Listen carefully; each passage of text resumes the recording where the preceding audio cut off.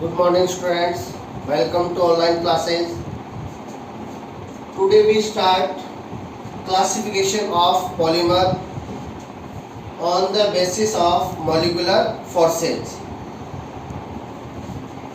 ये जो क्लासिफिकेशन है वो किसके बेस पे है? मॉलिक्यूलर फोर्स के बेस पे बिटवीन मोनोमर यूनिट्स। पॉलीमर में जो मोनोमर यूनिट्स होती हैं उनके बिटवीन जो मॉलिक्यूलर फोर्स है वो वीक है या स्ट्रॉन्ग है, इसके बेस पे क्लासिफिकेशन है। और इस बेस पे पॉलीमर्स को टू पार्ट्स में डिवाइड किया गया है, इलास्टोमर्स एंड फाइबर्स। अब देखिए, इलास्टोमर्स में क्या होता है?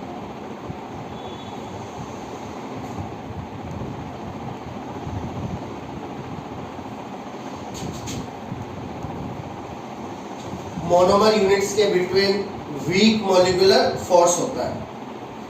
यानी जो मॉलिक्यूलर फोर्स है वो यूनिट्स के बिटवीन क्या होता है? वीक होता है, कमजोर होता है। अब देखिए, यहाँ पे वीक मॉलिक्यूलर फोर्स होगा तो देखिए इनमें character of elasticity,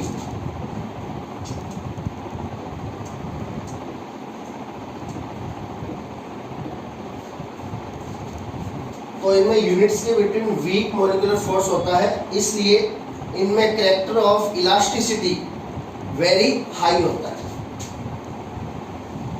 elasticity, what is elasticity? देखिए, इलास्टिसिटी के लिए अपन माइंड में लाते हैं rubber. Rubber is A polymer. अब देखिए, ये मान लीजिए कोई रबर है। अब इलास्टिसिटी का मीन क्या है? यदि अपन इस रबर पे लगाएं आउटर फोर्स दोनों तरफ से, यानी इसको अपन इधर से भी खींच रहे हैं, इधर से भी खींच रहे हैं। अब देखिए, अपन ने कहा कि इसकी यूनिट्स के बिटवीन मॉलिक्यूलर फोर्स क्या है? वीक है, इसलिए इसकी जो यूनिट्स हैं वो क्या हो जाएंगी? दूर दूर हो जाएंगी। यूनिट्स के बिटवीन डिस्टेंस क्या हो जाएगी? हाई। तो यदि अपन इन पे दोनों साइड से क्या लगाएंगे? आउटर फोर्स लगाएंगे, तो बिना टूटे इसकी लेंथ क्या हो जाएगी? इंक्रीज हो जाएगी। इसकी जो लेंथ है वो क्या हो जाएगी? इंक्रीज हो जाएगी, लेकिन ये टूटेगा नहीं। और जैसे ही अपन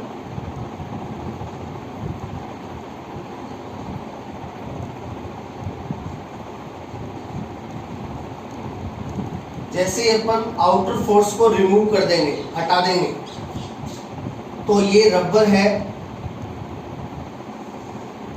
वो अपनी इनिशियल स्टेज में वापस आ जाएगा। यानी ये अपने पहले वाली स्टेज में क्या आ जाएगा? वापस आ जाएगा। इनिशियल स्टेज की ये थी, अपन ने दोनों तरफ से आउटर फोर्स लगाया, तो due to weak molecular force ये बिना टूटे इसकी लेंथ क्या हो जाएगी? इंक्रीज हो गई। और जैसे ही अपन ने आउटर फोर्स को हटाया, ये अपनी इनिशियल स्टेज में वापस आ गया।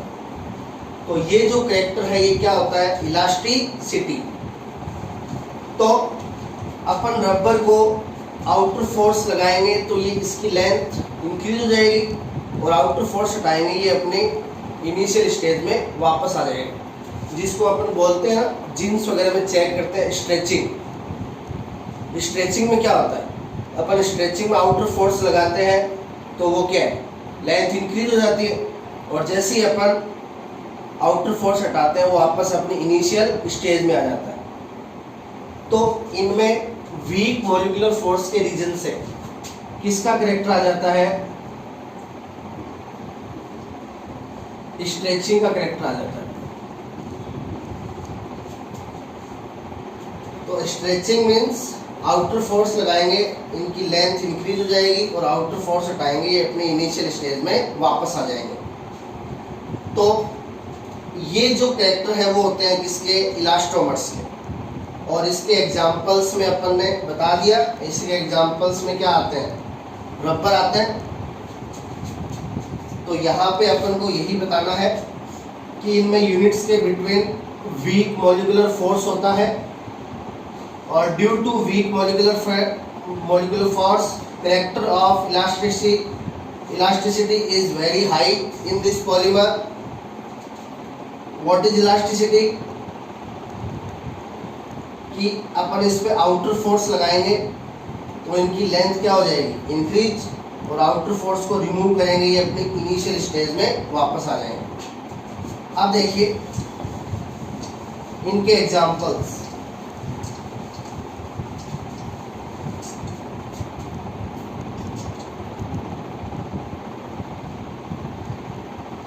इनके एग्जांपल्स में आ जाएंगे नेचुरल एंड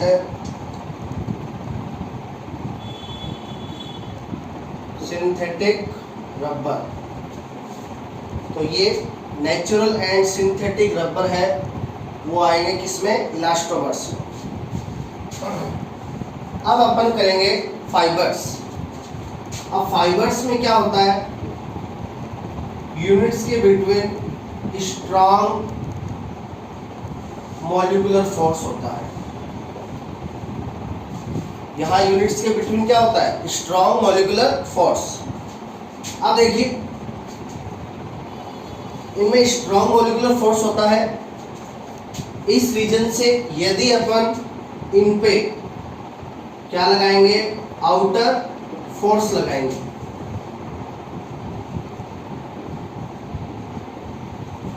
अब यूनिट्स के बिटवीन मॉलिक्यूलर फोर्स क्या है, स्ट्रॉन्ग है, तो अपन यदि दोनों तरफ से आउटर फोर्स लगाएंगे तो इनकी जो यूनिट्स के बिटवीन जो डिस्टेंस है वो इंक्रीज होगी क्या, नहीं होगी, because strong molecular force present between monomer units.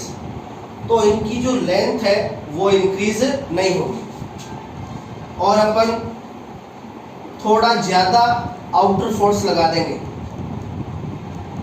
High outer force, ज्यादा आउटर फोर्स लगा देंगे तो ये अचानक से क्या हो जाएंगे, टूट जाएंगे, ब्रेक हो जाएंगे। अपन ने इन पे हाई आउटर फोर्स लगा दिया तो ये अचानक से यहाँ से क्या हो गए, टूट गए, लेकिन इनकी जो लेंथ है वो इंक्रीज नहीं हुई, यानी इसमें इनमें कैरेक्टर ऑफ इलास्टिसिटी है वो प्रेजेंट नहीं होता। अब देखिए इनका एक और पॉइंट है,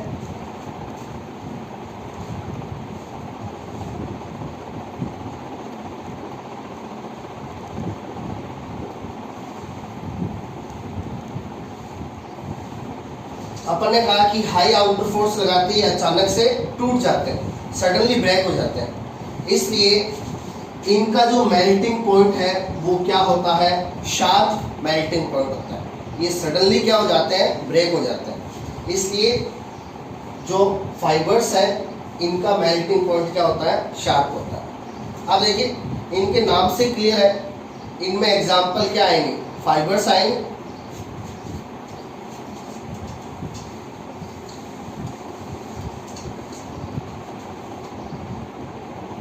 अब फाइबर्स में एक तो अपन ने देखा था नायलॉन 6/6,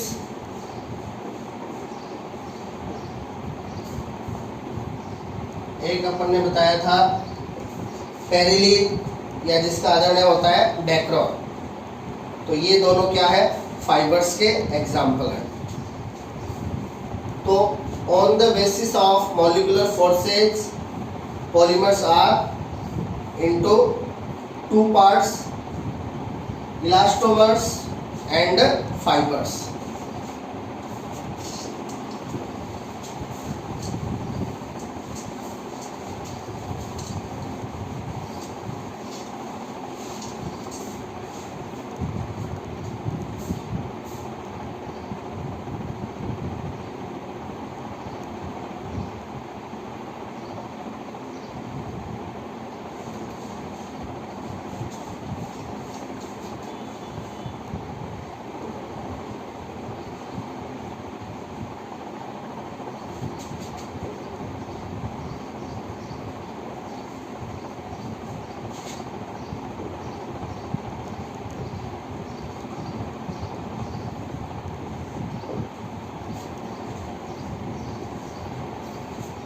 जो लास्ट क्लासिफिकेशन है वो है on the basis behaviour of polymer towards temperature, कि जो पॉलीमर है उसका टेम्परेचर के प्रति बिहेव क्या है।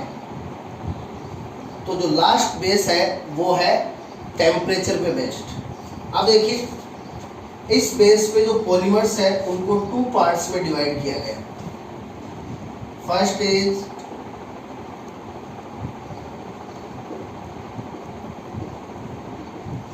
थर्मोप्लास्टिक,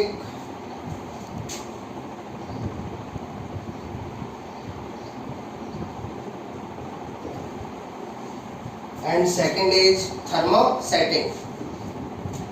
अब देखिए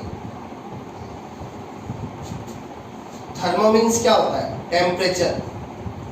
तो यहाँ पे पॉलीमर को टेम्परेचर के प्रति जो बिहेव है उसके बेस पे क्लासिफाई किया गया।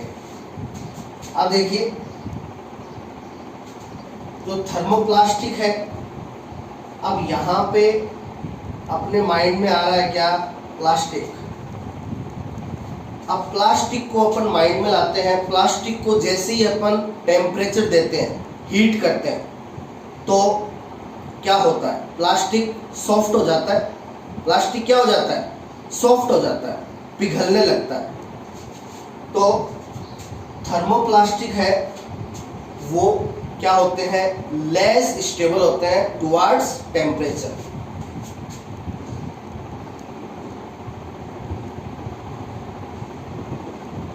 लेस स्टेबल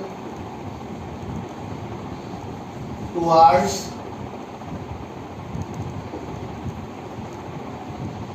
टेम्परेचर, यानी थर्मोप्लास्टिक पॉलीमर्स है वो टेम्परेचर के प्रति क्या होते हैं, लेस स्टेबल होते हैं। और जो थर्मोसेटिंग है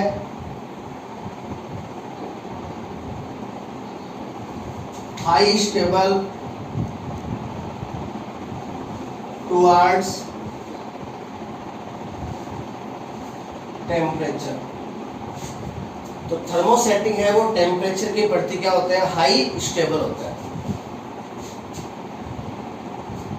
अब देखिए जो थर्मोप्लास्टिक पॉलीमर है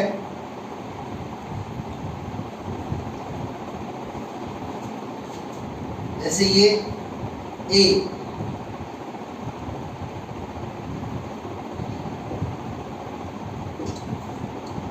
A is a thermoplastic polymer।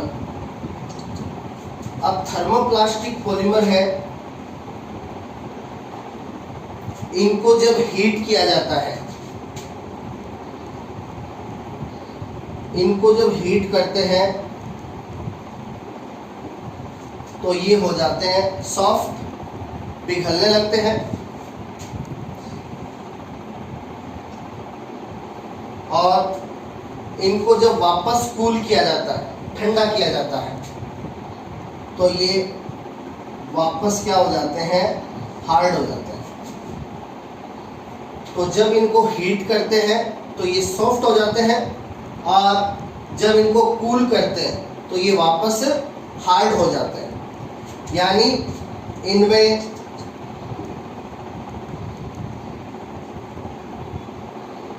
Character of recycling, इनमें कैरेक्टर ऑफ रिसाइक्लिंग क्या होता है, प्रेजेंट होता है। कैरेक्टर ऑफ रिसाइक्लिंग,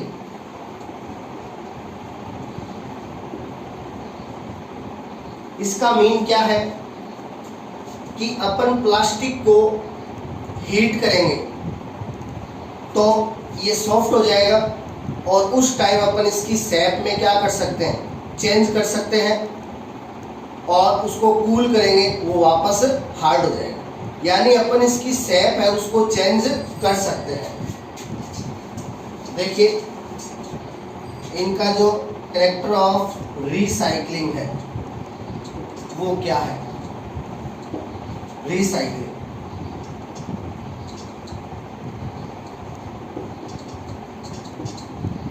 ये थर्मोप्लास्टिक पॉलीमर है, इसको अपन ने हीट किया, तो हीट करते ही अब ये टेम्परेचर के टुवर्ड्स क्या होते हैं, लेस स्टेबल होते हैं, इसलिए हीट करते ही क्या हो जाएंगे, सॉफ्ट हो जाएंगे। अब सॉफ्ट हो जाएंगे तो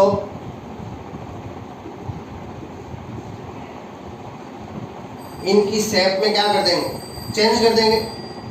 ये सॉफ्ट हो जाएंगे और इनकी जो शेप है वो क्या कर देंगे, चेंज कर देंगे। और शेप में चेंज करके फिर अपन इनको कूल करेंगे, ठंडा करेंगे, तो ये वापस हार्ड हो जाएंगे। तो अपन इनकी शेप में चेंज कर सकते हैं और इनको अगेन एंड अगेन जो न्यू शेप है वो दे सकते हैं। यानी इनका यूज है वो अगेन एंड अगेन हो सकता है। तो जो प्लास्टिक है उसका यूज अगेन एंड अगेन किया जा सकता है, because on heat started soft and at cooling started hard। यानी ये हीट करने पे सॉफ्ट हो जाते हैं, उस टाइम इसकी शेप में चेंज कर देंगे और बाद में कूल करेंगे तो ये हार्ड हो जाएंगे। यानी अपन इनकी शेप में कंटिन्यूअस चेंज कर सकते हैं, यानी इनका यूज है वो अगेन एंड अगेन हो सकता है। इसको कहते हैं क्या, कैरेक्टर ऑफ रिसाइकलिंग। अब जैसे अपन जो डेली लाइफ में भी देखते हैं, जो प्लास्टिक का कोई भी सामान है वो जब पुराना हो जाता है तो उसको कूड़े वाले आकर के ले जाते हैं, वो उनको देते हैं फैक्ट्रीज में। अब जो प्लास्टिक का पुराना सामान है उसको फैक्ट्रीज में हीट किया जाता है और उसकी शेप में क्या कर देते हैं, चेंज कर देते हैं और फिर उसको कूल करके ठंडा करके उसका क्या है, नया सामान बना देते हैं और वो वापस मार्केट में डाल देते हैं। तो इस टाइप से जो प्लास्टिक है उसका यूज अगेन एंड अगेन होता है। अब देखिए नेक्स्ट है थर्मोसेटिंग। ये क्या होते हैं, ये हाई स्टेबल टुवर्ड्स टेम्परेचर। ये टेम्परेचर के प्रति क्या होते हैं, हाई स्टेबल होते हैं। तो देखिए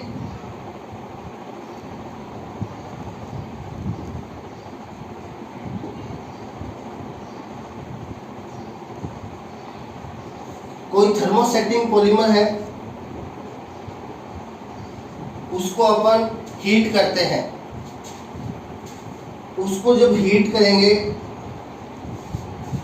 तो वो क्या होंगे, बर्न होंगे। इनको हीट किया था तो क्या हो गए थे, सॉफ्ट, लेकिन इनको हीट करने पर ये जलने लगते हैं, बर्न होने लगते हैं। अब देखिए इनके शेप को अपन अगेन एंड अगेन चेंज कर सकते हैं, लेकिन देखिए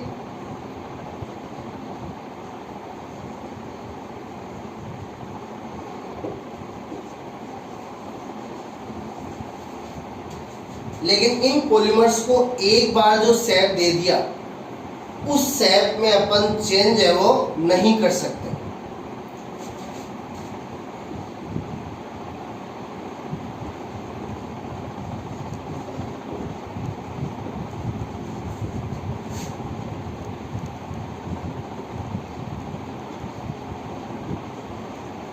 इनमें क्या होता है, इनमें मोनोमर यूनिट्स के बिटवीन क्या होते हैं, क्रॉस बॉन्ड होते हैं। थर्मोसेटिंग पॉलीमर में मोनोमर यूनिट्स के बिटवीन क्या होते हैं, क्रॉस बॉन्ड। अब इस क्रॉस बॉन्ड के रीजन से इनको अपन हीट करके इनकी शेप में चेंज नहीं कर सकते। तो इनको एक बार जो शेप दे दिया उस शेप को अपन चेंज नहीं कर सकते, due to presence of cross bond between monomer units. और ये हीट करने पर क्या होते हैं, बर्न होते हैं, जलते हैं।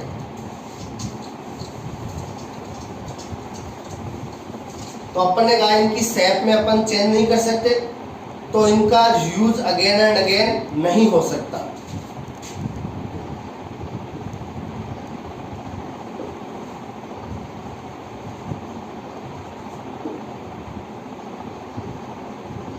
तो इनका यूज है वो अगेन एंड अगेन नहीं होगा, यानी इनमें करेक्टर ऑफ रिसाइकलिंग क्या होता है, एब्सेंट होता है, यानी इनका अगेन एंड अगेन यूज है वो नहीं कर सकते। अब देखिए इनके examples,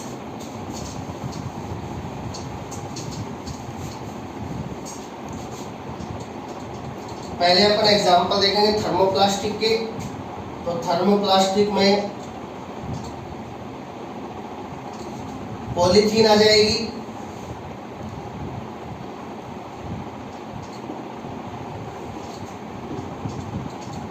and polyvinyl chloride PVC, ये आ जाएगी polythene and polyvinyl chloride, example of thermoplastic polymers. Thermosetting polymer के एग्जाम्पल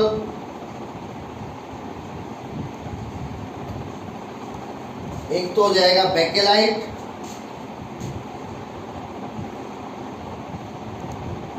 और एक हो जाएगा मेलामिन, फॉर्मेल्डिहाइड, रेजिन पॉलीमर। तो थर्मोसेटिंग है, उसके भी 2 एग्जांपल्स हैं, bakelite and melamine, formaldehyde, resin polymer. तो इनकी शेप में अपन चेंज कर सकते हैं और इनकी शेप में अपन चेंज नहीं कर सकते। इनका यूज अगेन अगेन हो सकता है, यानी इनमें रिसाइकलिंग कैरेक्टर प्रेजेंट होता है। इनका यूज अगेन अगेन नहीं हो सकता, इनमें रिसाइकलिंग एब्सेंट होती है। ये हीट करने पर सॉफ्ट होते हैं और ये हीट करने पर बर्न होते हैं। ये लेस स्टेबल होते हैं टुवार्ड्स टेम्परेचर, और ये हाई स्टेबल होते हैं टुवार्ड्स टेम्परेचर, और ये इनके एग्जांपल्स हो गए। तो ये डिफरेंसेस हैं किसमें, थर्मोप्लास्टिक एंड थर्मोसेटिंग। अब देखिए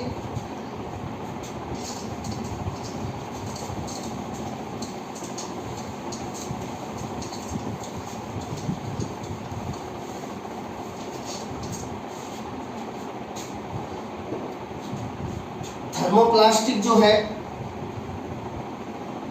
इनमें एक पॉइंट और ध्यान रखिएगा,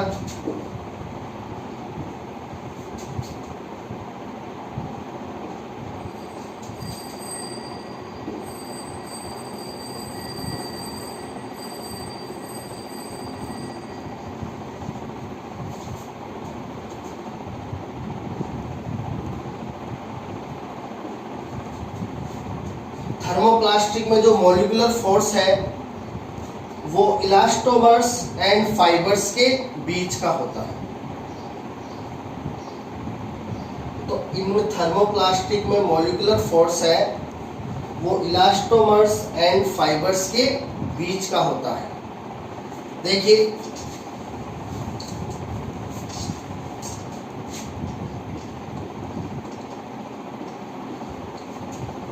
order of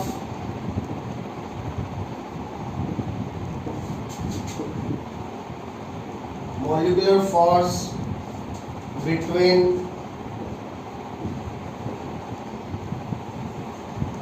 elastomers, fibers and thermoplastic। अब देखिए मॉलिक्यूलर फोर्स के बेस पे अपन ने पॉलीमर 2 टाइप्स के बताए थे, इलास्टोमर्स एंड फाइबर्स। और इसमें बताया था इलास्टोमर्स है उनमें मॉलिक्यूलर फोर्स क्या होता है, वीक होता है। तो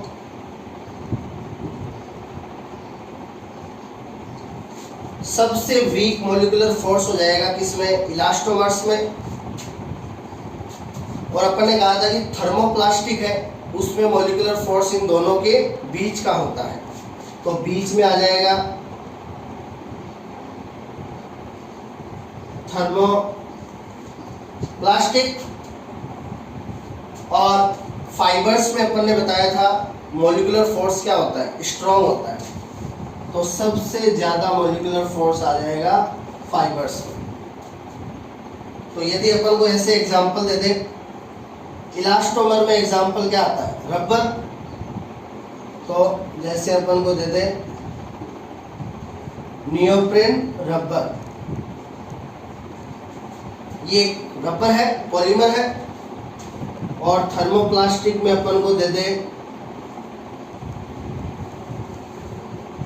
पॉलीथीन या पीवीसी। यहाँ पे नियोप्रिन रबर के साथ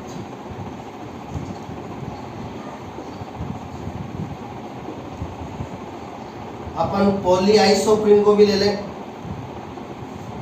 अब neoprene rubber is a synthetic rubber and polyisoprene is a natural rubber. इनमें से कोई भी रबर हो सकता है।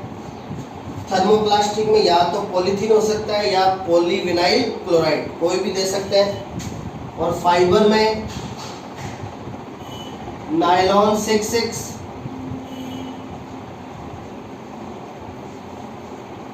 टेरिलीन या डेक्रॉन, इन दोनों में से कोई भी दे सकते हैं। और अपन को पूछ लिया जाए कि इनमें मॉलिक्यूलर फोर्स का क्या बताइए, ऑर्डर बताइए।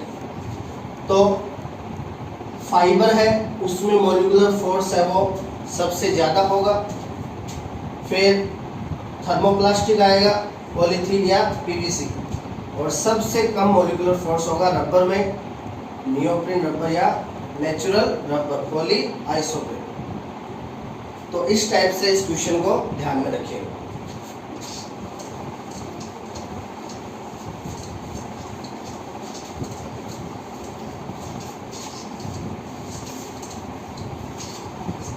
तो ये अपना जो क्लासिफिकेशन है वो क्या है, कंप्लीट है। अब क्लासिफिकेशन में क्वेश्चन है वो 1 नंबर का कंफर्म आएगा।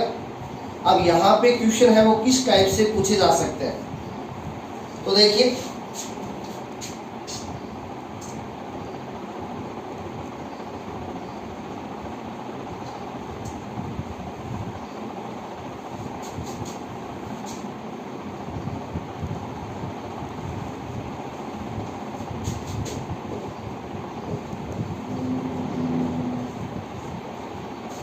जैसे अपन को पूछ लिया जाए कि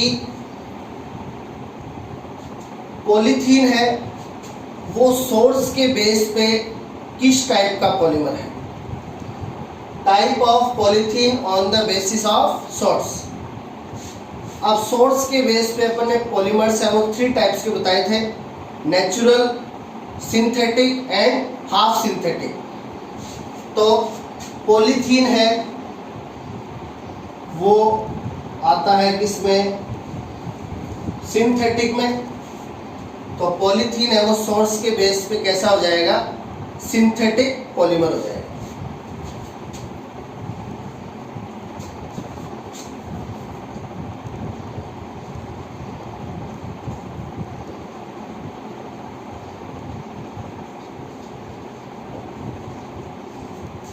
अपन को पूछ लिया जाए कि पॉलीथीन है वो मोनोमर यूनिट्स के टाइप के बेस पे किस टाइप का पॉलीमर है।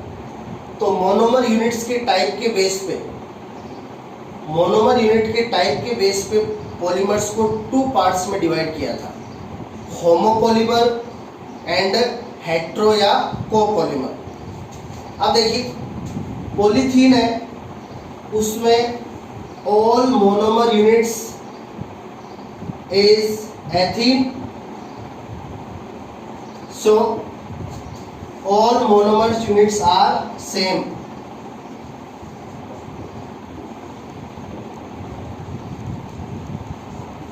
तो पॉलीथीन में ऑल मोनोमर्स है वो क्या होती है, सेम होती है। तो मोनोमर यूनिट्स है वो ओनली सिंगल टाइप की होती है। तो ऐसे पॉलीमर आते हैं किसमें, होमोपॉलीमर। तो पॉलीथीन है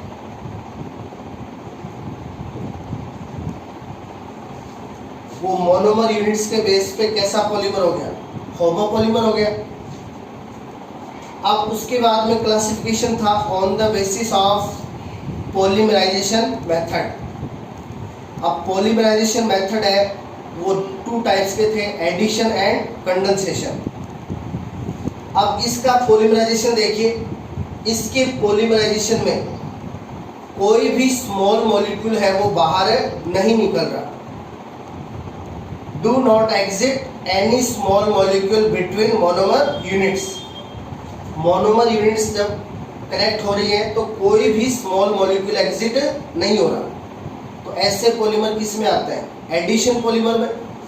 तो पॉलीथीन है वो पॉलीमराइजेशन मेथड के बेस पे कैसा पॉलीमर हो गया? एडिशन पॉलीमर हो गया। और फिर पूछ लिया जाए कि पॉलीथीन है वो बिहेवियर ऑफ टुवर्ड टेम्परेचर, यानी टेम्परेचर के प्रति बिहेवियर के बेस पे पॉलीथीन किस टाइप का पॉलीमर है? तो टेम्परेचर वाले में अपन ने 2 टाइप्स बताए थे, थर्मोप्लास्टिक एंड थर्मोसेटिंग। तो टेम्परेचर के प्रति बिहेवियर के बेस पे पॉलीथीन आता है किसमें? थर्मोप्लास्टिक में। Polythene is a thermoplastic polymer. तो इस टाइप से कोई भी पॉलीमर का एग्जाम्पल है वो अपन को दिया जा सकता है और पूछ सकते हैं कि इस बेस पे ये पॉलीमर है वो किस टाइप का पॉलीमर होता है। तो ये अपना क्लासिफिकेशन था। सोर्स के बेस पे पॉलीमर को 3 पार्ट्स में डिवाइड किया था, natural, synthetic and half synthetic. Monomer units के बेस पे 2 पार्ट्स में डिवाइड किया था, होमोपॉलीमर एंड हेट्रो या कोपॉलीमर। पॉलीमराइजेशन मेथड के बेस पे 2 टाइप्स में डिवाइड किया था, addition polymer and condensation polymer. Structure के बेस पे 3 पार्ट्स में डिवाइड किया था, linear, branched and cross linkage. Molecular force के बेस पे 2 पार्ट्स में डिवाइड किया था, first is elastomers and second is fibres. और बिहेवियर ऑफ टेम्परेचर के बेस पे 2 पार्ट्स में डिवाइड किया था, थर्मोप्लास्टिक एंड थर्मोसेटिंग। तो ये अपना क्लासिफिकेशन ऑफ पॉलीमर है। यहाँ से 1 नंबर का क्वेश्चन है वो जरूर आए। Thank you.